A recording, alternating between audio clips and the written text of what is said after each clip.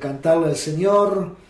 Sé que no es lo mismo que estar en el templo, lo que tanto extrañamos, por lo menos yo extraño muchísimo estar en el templo junto con los hermanos en ese clima espiritual de adoración, pero bueno, estamos haciendo lo que realmente podemos para que todos juntos disfrutemos de un tiempo de alabanza, de adoración, de clamor, de búsqueda, de mensaje de la palabra del Señor. Ya vendrá el momento donde todos juntos podremos estar disfrutando en el templo, cantando y alabando al Señor. Deseamos con todo nuestro corazón de que esto no sea en un tiempo, que sea en un tiempo muy cercano, y ese día cuando comencemos, y esto es un anuncio para toda la familia de Catedral de Fe, cuando tengamos nuestra primera reunión de alabanza y de adoración, lo vamos a hacer con Santa Cena. Vamos a estar participando esa primera reunión con un gran servicio también de Santa Cena, disfrutando todos al Señor y alabando el nombre maravilloso de Cristo, recordando ese sacrificio que hizo el Señor en la cruz del Calvario.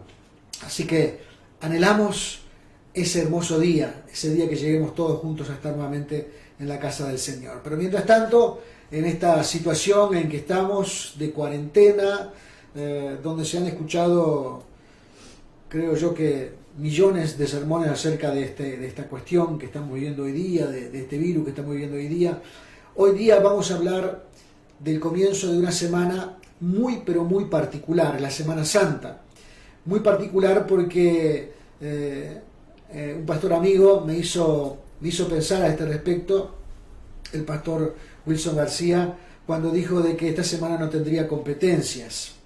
Y realmente esta semana no tiene competencia como en otras oportunidades, que estaba la semana con la Vuelta Ciclista, la semana criolla, la semana de la cerveza, qué sé yo, con todas esas, la semana de turismo, con todos esos eslogan que tenía esta semana. Hoy solamente se puede celebrar la Semana Santa, y ojalá que aquellos que nunca la han celebrado con el verdadero significado de recogimiento, de pensar, de entender lo que se lleva a cabo, se celebra esta semana, lo puedan hacer, y de esta manera puedan tener realmente en sus vidas un encuentro personal con el Señor Jesucristo. Por eso les alentamos en esta semana en particular. Vamos a tener durante toda esta semana, por lo menos creo yo que vamos a tener martes, jueves, sábado y domingo de esta Semana Santa. Vamos a tener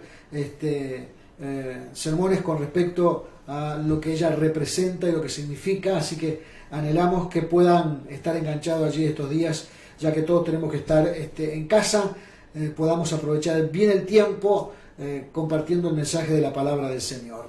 Y que en esta oportunidad quiero compartirlo en el Evangelio de Lucas, capítulo número 19, versículo número 28. Lucas 19, 28, vamos a estar allí recordando aquel evento tan extraordinario que fue, hermanos, la entrada triunfal a Jerusalén. Aquel momento glorioso, maravilloso, donde la gente se agolpó para alabar y exaltar el nombre glorioso y maravilloso de Cristo. Así que le voy a invitar Lucas 19, verso 28, que dice de la siguiente manera. Voy a estar leyendo la Nueva Traducción Viviente. Estoy muy apegado a esta nueva traducción, me gusta mucho su lenguaje. Dice: después de contar esa historia, Jesús siguió rumbo a Jerusalén, caminando delante de sus discípulos. Al llegar a la ciudad de Betfagé y Betania, en el monte de los Olivos, mandó a dos de sus discípulos que se adelantaran. Vayan a la aldea que está allí, le dijo. Al entrar verán un burrito atado que nadie ha montado jamás. Desátenlo y tráiganlo aquí. Y si alguien le pregunta por qué desatan al burrito, simplemente digan: al Señor lo necesita. Así que ellos fueron y encontraron el burrito tal como lo había dicho el Señor. Y efectivamente, mientras lo desataban, los dueños le preguntaron: ¿por qué desatan ese burrito? Y los discípulos simplemente le contestaron: el Señor lo necesita. Entonces le llevaron el burrito a Jesús y pusieron sus prendas encima para que él lo montara. A medida que Jesús avanzaba, la multitud tendría sus prendas sobre el camino delante de él, y cuando llegó a donde comienza la bajada del Monte de los Olivos, todos sus seguidores empezaron a gritar y a cantar mientras alababan a Dios por todos los milagros y maravillas que habían visto. Bendiciones al Rey que viene en el nombre del Señor. Paz en el cielo y gloria en el cielo más alto. Algunos de los fariseos que estaban entre la multitud decían: Maestro, reprende a tus seguidores por decir estas cosas. Jesús les respondió: si ellos se callaran, las piedras a lo largo del camino se pondrían a clamar amén. Vamos a orar para que Dios esté bendiciendo la palabra y yo pueda transmitir lo que Dios ha puesto en mi corazón en esta mañana y juntos podamos ser edificados en la presencia del Señor. Padre amado, gracias te damos en esta hora, Señor eterno. En el nombre de Jesús imploramos, Señor amado, que tu gracia, tu poder y tu bendición, Señor amado, esté sobre nuestras vidas al escuchar el mensaje de tu palabra y ser edificados a través de ella, Señor amado. Bendice mis labios, Dios mío, ordena mis pensamientos, Señor eterno, en el nombre de Jesús, para que pueda transmitir con toda claridad, Dios mío, lo que tú has puesto en mi corazón. Gracias te doy, Dios mío, por tu bendición y cuidado, Señor amado. Gracias, Dios mío, por cada hermano y hermana, Señor amado, que está pegado, Padre Celestial, a esta emisión en directo, Señor amado, para disfrutar de tu santa y divina palabra y ser edificado en ella, Señor eterno. Ruego tu bendición sobre ellos, Padre Celestial, en el nombre de Jesús. Te damos las gracias, Señor eterno, y oramos en tu nombre, Señor Jesús. Amén y amén. Gloria al Señor. Me imagino que para Jerusalén y particularmente para aquel momento fue la llegada de Cristo un enorme alboroto, un tremendo alboroto, todo el mundo cantando, todo el mundo alabando al Señor en voz alta, todo el mundo haciendo mención en voz alta de los milagros, de los prodigios que el Señor había hecho. Tal emoción había llenado el corazón de esta gente que ya le habían puesto al Señor el título del Rey que viene en el nombre del Señor. Al Rey que viene en el nombre del Señor. Era un momento maravilloso, un momento profético, un momento de cumplimiento de las Sagradas Escrituras. El Señor ya había, o mejor dicho, ya en la Escritura habían mencionado cómo sería la entrada de Jesús para que hubiera un reconocimiento de cuando el Mesías llegara a Jerusalén. Y gran parte de la población y de las personas que estaban alrededor, la multitud que lo acompañaba, dice que habían o estaban experimentando el hecho de que el Rey de las alturas, el Rey de los cielos, el Rey de Reyes estaba entrando a Jerusalén de una manera muy especial. Aunque había allí una élite de religiosos, una élite de gobernantes de turno que no estaban de acuerdo con esa mención que estaban haciendo acerca del Señor Jesucristo y ese título que le habían puesto. Tal es así que en el versículo 19 en adelante, mientras los seguidores gritaban: bendito el que viene en el nombre del Señor, paz en el cielo y gloria en el cielo más alto, en las alturas, estos fariseos religiosos, políticos de jerarquía, políticos que estaban cómodos con su forma de vida, aunque estaban, la nación sometida bajo el Imperio Romano, ellos se sentían cómodos porque tenían privilegios, se sentían cómodos porque estaban de alguna manera gobernando a la nación según a ellos les parecía que estaba bien, se sentían cómodos porque gozaban justamente de llevar adelante la autoridad y el poder sobre el pueblo, aunque el pueblo estaba siendo sometido, aunque el pueblo estaba siendo sometido por este otro imperio, ellos para nada estaban afligidos por eso, sino que se sentían muy cómodos. Y cuando el pueblo ahora estaba clamando por un nuevo rey, inmediatamente ellos se sintieron así incómodos, porque sentían como una suerte de competencia ahora sobre su liderazgo, sentían como una suerte de competencia con respecto a su autoridad como gobernantes y religiosos de turno. Ellos sentían que ahora estaban siendo menoscabados en su poder, y aunque tímidamente le dicen al Señor que reprenda a los discípulos, el verdadero tema por el cual quería que lo reprendieran eran porque ellos estaban nombrándolo o le estaban diciendo que era el rey que venía a Jerusalén en el nombre del Señor.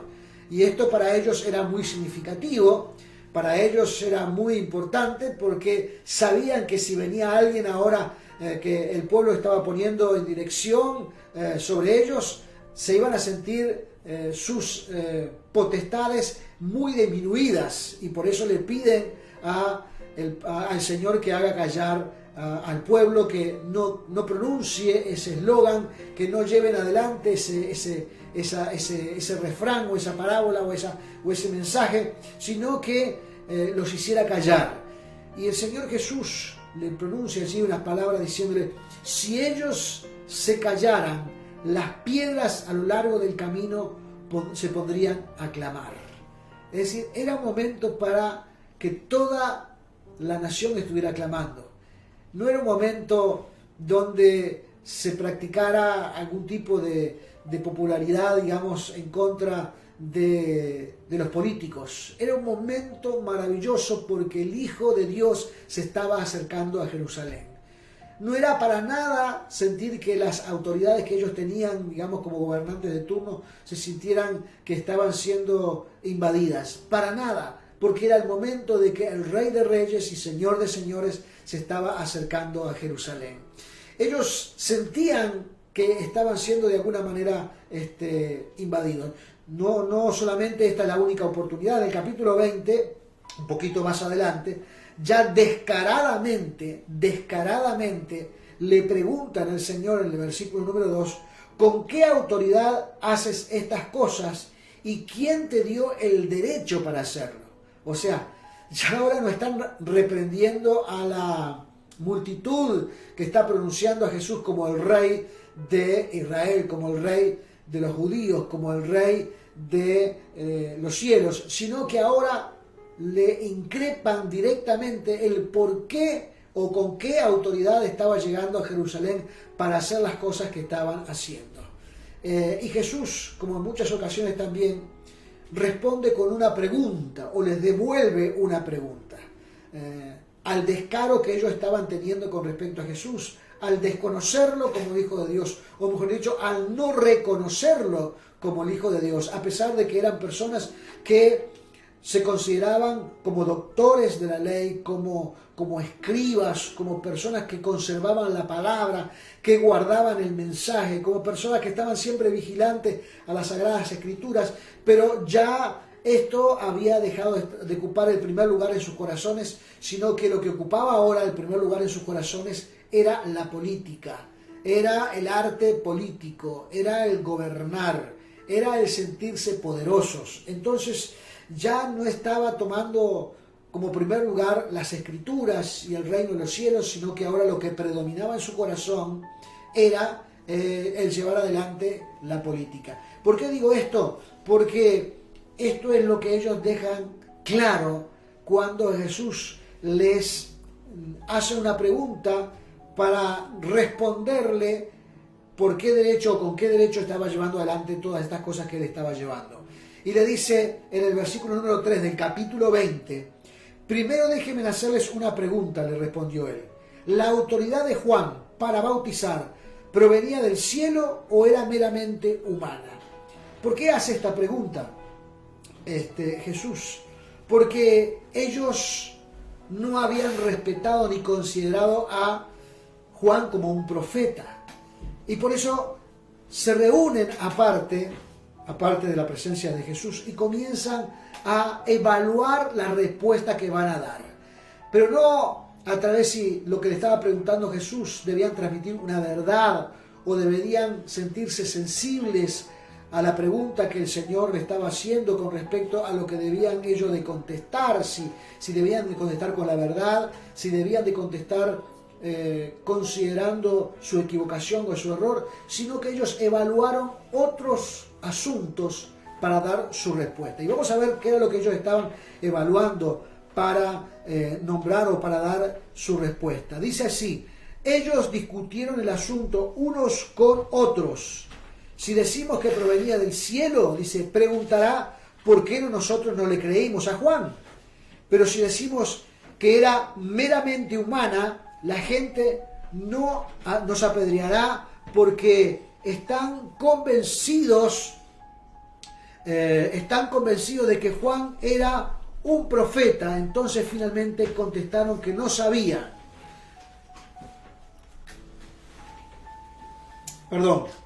Entonces ellos evaluaron del punto de vista de su versión como políticos de momento y no como gente espiritual, porque ellos no habían creído en Juan, y si decían públicamente que no le habían creído a Juan, entonces se pondrían en contra al pueblo.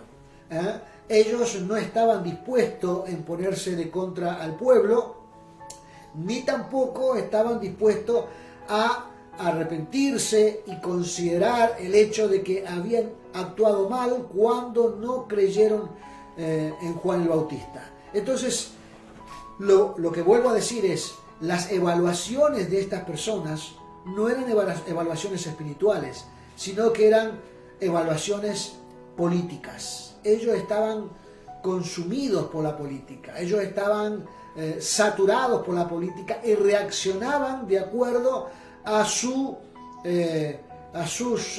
intereses políticos en ese momento. Y por eso le dijeron a Jesús: no sabemos o no queremos contestar la pregunta que tú nos haces. Y entonces Jesús también le dice: bueno, entonces yo tampoco le diré con qué autoridad hago estas cosas, porque les dio la oportunidad para que ellos se sensibilizaran y entendieran que quien estaba allí era el Hijo de Dios y le estaba haciendo una pregunta espiritual, dándole la oportunidad de arrepentirse de sus acciones. Pero no quisieron arrepentirse porque no querían perder los privilegios terrenales que ellos tenían políticamente hablando. No querían perder su posición, no querían perder esos privilegios que tenían ante el pueblo y ante el gobierno. Y por ese cometido es que ellos se pierden la oportunidad de arrepentirse, se pierden la oportunidad de confesar su error, se pierden la oportunidad realmente de sensibilizarse delante del Señor. Y como consecuencia entonces el Señor Jesús tampoco les habla acerca de con qué autoridad estaba llegando allí para confesar. Esto es un evento muy importante porque nos damos cuenta cuánto mal hace la política mal empleada. La política que no está en favor del pueblo, la política que no hace o no conduce, digamos, el bienestar del pueblo, que solamente está para aprovecharse, que solamente está para el privilegio de algunos pocos, que solamente está para captar, digamos, esos beneficios que solamente se pueden alcanzar a través de esos privilegios otorgados por el poder que le da la autoridad política. Y se pierden de una cantidad de privilegios como es favorecer y ayudar al pueblo. Esto no es nada nuevo, no es el tiempo solamente de Cristo, esto ha ocurrido a través de los tiempos en muchísimas oportunidades. Por este motivo es que Jesús, llegando a Jerusalén, estando enfrente de Jerusalén, dice allí que él comienza a llorar. Comienza a llorar. Esto está en el versículo 41 del capítulo 19. Llegando a las puertas de Jerusalén, después de que pasó por todo aquel momento glorioso, o estaba pasando por aquel momento glorioso de que el pueblo estaba proclamándole realmente como lo que él era, Jerusalén es ajena del enorme privilegio que está teniendo en ese momento y cómo está desatendiendo en un momento tan importante su vida espiritual como nación, como pueblo. Ahora no estamos hablando en términos individuales, porque allí había gente que era sensible a las cosas del Señor. Había un pueblo o un remanente en Jerusalén que era sensible a las cosas de Dios. Nos damos cuenta porque no solamente por la multitud que venía allí, sino que había personas como por ejemplo el dueño del burro, que simplemente fue escuchar una frase, y seguramente esa frase le hizo entender lo que significaba el hecho de que tenía que prestar el burro al Señor. Porque Jesús le dice anteriormente a los discípulos, diciendo, bueno, si cuando vayan a desatar al burro, hay alguien que les pregunta por motivo de que, porque lo están desatando, le diga de que el Señor lo necesita. Y para los dueños del burro, esta frase, el Señor lo necesita, fue suficiente para sentirse satisfecho de que seguramente el burro estaba yendo para un lugar donde el Dios de los cielos lo iba a estar, utilizando. Me refiero a esto y toco esto como en un paréntesis, porque quiero decir o quiero dar a entender de que realmente en Jerusalén y en los alrededores había gente, personas comunes que creían en el Señor, que abrazaban la fe, que vivían en obediencia al Señor. Pero aquellos que estaban, digamos, como líderes religiosos o líderes de la nación, que eran observadores de las Escrituras, personas que tendrían que estar atentas a las palabras proféticas escritas en el libro, el Señor mismo muchas veces dejó este pasaje o esta frase diciendo que hacía cosas para que la Escritura se cumpliese. Bueno, ellos tendrían que estar atentos a todas estas cosas, pero estaban distraídos, ajenos y absorbidos por sus oportunidades políticas en las que estaban viviendo. Y entonces el Señor Jesús, ante esta situación, llora delante de Jerusalén, llora delante de la ciudad, y dice o anuncia estas palabras que son realmente proféticas, porque iban a acontecer un poco más adelante. Dice: ¿cómo quisiera que hoy tú, entre todos los pueblos, estoy leyendo versículo 41 en adelante del capítulo 19, cómo quisiera que hoy tú, entre todos los pueblos, entendieras el camino de la paz, pero ahora es demasiado tarde y la paz está oculta a tus ojos. No pasará mucho tiempo antes de que tus enemigos construyan murallas, que te rodeen y te encierren por todos lados. Te aplastarán contra el suelo y a tus hijos contigo. Tus enemigos no dejarán una sola piedra en este lugar, porque no aceptaste tu oportunidad de salvación. Por este motivo era que estaba llorando el Señor Jesús. Su cuerpo, su espíritu estaba siendo derramado a las puertas de Jerusalén por el dolor que estaba sintiendo al desconocer la ciudad, los líderes, que quien estaba entrando allí era el Rey de Reyes y Señor de Señores, el Rey del Dios de los cielos. Dice, por eso no entiendes el camino de la paz que se está acercando a ti. Tus ojos están ocultos de esta paz. Y le dice algo muy importante o muy interesante. Dice, ya es tarde. Ya es tarde. Es tremendo. ¿Cómo quisiera que hoy tú, entre todos los pueblos, entendieras el camino de la paz? Pero ahora es demasiado tarde. Y la paz está oculta a tus ojos. Es demasiado tarde. Es interesante lo que está diciéndole el Señor aquí. Ya no había más oportunidad para Jerusalén. Era tarde. Era tarde. El hecho de que ya era tarde seguramente está diciendo de que ya no había oportunidad, que ya no había más posibilidades de arrepentimiento, que lo que Dios había dictaminado para Jerusalén ya se iba a cumplir, producto de que ellos no habían considerado la llegada de Jesucristo a su tierra, a sus puertas. Ya era tarde. Y habrá un momento también que va a ser tarde para todos aquellos que quieran arrepentirse. Porque hoy estamos a tiempo. Hoy la gente puede escuchar el Evangelio, hoy puede arrepentirse, hoy pueden encontrar salvación, hoy pueden sentir gratificación personal a la hora de encontrarse con el Dios vivo. Pero llegará un día que también será tarde. Ese día tendrá comienzo el día en que la iglesia de Cristo sea arrebatada al reino de los cielos. A partir de ese momento será tarde. Entonces, como mensaje de la iglesia y como mensaje para este día, todos aquellos que quizás están conociendo al Señor, que no están considerando seriamente su vida espiritual, o que no están entendiendo el hecho de la importancia de su vida espiritual, o que todavía no han dado ese paso donde uno debe de aceptar sus errores, sus fracasos y considerar una vida espiritual. Este es el momento, todavía está a tiempo, es el momento de que puede hacerlo, porque llegará un día donde Dios tomará carta en el asunto. Fíjese al final del versículo 44 lo que dice: la razón por la que hoy vive Jerusalén, las situaciones que vive y que vivió en el pasado, porque acá dice que llegará un día en que sus murallas serán destruidas, los muros del templo serán destruidos, y todo esto se llevó a cabo prácticamente casi 30 y pico de años después de que Cristo fue muerto, crucificado, muerto y resucitó y ascendió al reino de los cielos. 30 y pico años después, allí con aquel soldado romano Tito, que destruyó prácticamente casi toda Jerusalén y el templo mismo. Pero hoy día tampoco han encontrado libertad, aunque el Estado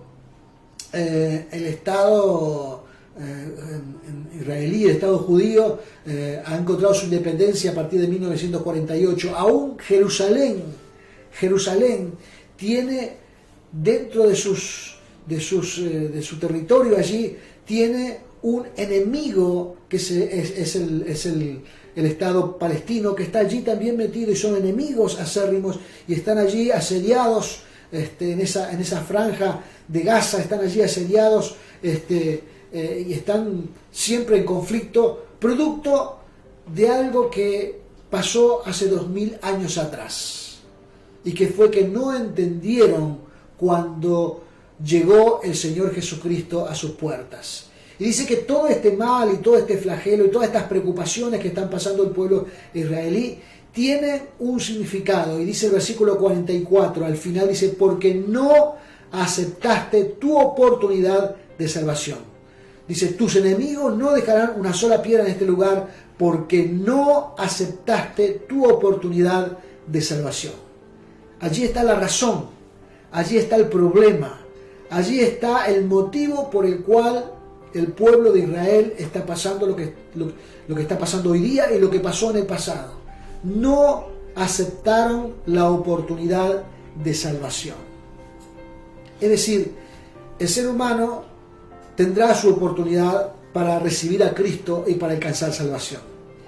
Ojalá que todos aquellos que por ahí están escuchándonos en este momento y no están entendiendo demasiado, usted pueda entender hoy día de que hoy tiene la oportunidad de aceptar su oportunidad de salvación. Y quiero terminar este mensaje diciéndole que todo aquel que se le presenta el Evangelio, que escucha el Evangelio, que escucha estas palabras, está teniendo la oportunidad de alcanzar su salvación. Porque todos nosotros necesitamos salvación. Y el único que puede otorgar salvación es el Señor Jesucristo. Jesús nos compró la salvación a todos aquel día cuando fue crucificado en la cruz del Calvario. Y hoy vamos a estar recordando a lo largo de toda esta semana ese enorme sacrificio que Cristo hizo por la humanidad entera, por el mundo entero, por todos nosotros los mortales, que podemos pasar a ser hijos de Dios una vez que aceptamos la salvación, que aceptamos a Cristo como nuestro Salvador, reconociéndole como el Dios de los cielos y aquel que ha venido con toda autoridad a nuestra tierra para que nosotros podamos alcanzar salvación. Si hay algunos males o problemas o dificultades que estamos pasando hoy día, es para que reconozcamos nuestra debilidad, para que reconozcamos nuestra fragilidad, que somos seres mortales y que estamos pasando por situaciones donde necesitamos salvación. Porque Dios no es un Dios de muertos, sino que es un Dios de vivos. Para Dios nadie muere, sino que todos pasan a la eternidad. Pero la eternidad tiene dos destinos. Y ojalá que el destino que usted quiera alcanzar sea el destino de estar en el reino de los cielos al lado del Señor Jesucristo. El otro destino no puede ser una opción. El otro destino no vale la pena mencionarlo, porque el destino más importante que todos nosotros podemos alcanzar y por el cual el Señor Jesucristo vino hace 2000 años y que entró a las puertas de Jerusalén y se puso a llorar allí en las puertas de Jerusalén por ese pueblo, es porque ellos no entendieron cuando tuvieron su oportunidad de ser salvos. Ojalá que usted tenga su oportunidad de ser salvo y que pueda encontrarse con el Señor y pueda alcanzar salvación. Para aquellos que ya hemos alcanzado salvación, para nosotros que somos hijos de Dios, conmemoramos ese día de forma gloriosa y maravillosa y seguimos cantándole a Jesús, que Él es el Rey que viene en el nombre del Señor, que vino en el nombre del Señor y que va a volver otra vez en el nombre del Señor. Que a Dios o en el cielo sea la paz que tanto nosotros debemos alcanzar o debemos apreciar en nuestra vida. Así que esfuércese en esta hora, reconozca su necesidad y reciba a Cristo como Salvador personal. Les voy a invitar a orar en esta hora para que Dios bendiga su vida y le llene de gracia. Padre Celestial, gracias te damos en esta hora, Señor eterno. Te alabamos, te exaltamos, Señor amado, y queremos que en el nombre de Jesús, Señor amado, tú le des la oportunidad a todo ser viviente para que tenga su oportunidad de alcanzar salvación, Señor eterno. Aquellos que nos están escuchando, que tengan su oportunidad de alcanzar salvación. Aquellos que se han apartado, que tengan su oportunidad de reconciliarse. Aquellos que están sin congregarse, Dios mío, en el nombre de Jesús, que se unan una vez que termine esta cuarentena a un lugar y se congreguen en el nombre glorioso y maravilloso de Cristo. Estamos, Padre Celestial, transitando los últimos tiempos de esta humanidad, de este mundo, pero Dios tiene cosas mucho mejores que este mundo y que podamos alcanzarlas para la gloria y la honra de nuestro Señor. Padre Celestial, en el nombre de Cristo, bendice, Señor amado, en el nombre de Jesús, y derrama de tu gracia y de tu poder, Dios mío, aleluya, sobre nuestro pueblo y sobre nuestra nación, Señor amado, aleluya, una pronta salida, Padre Celestial, de esta cuarentena, Señor amado, porque lo que más deseamos es reunirnos, es abrazarnos, es estrecharnos las manos, es cantar en tu nombre, es exaltar tu presencia, Padre Celestial, porque sabemos, Padre amado, que no hay nada más valioso, Señor amado, aleluya, que tenerte en nuestro corazón y en nuestra vida. Gracias te damos en esta hora, Señor eterno. Oramos en tu nombre y estamos agradecidos, Padre Celestial, en el nombre glorioso y maravilloso de Jesús. Dios le bendiga y hasta la próxima conexión en vivo.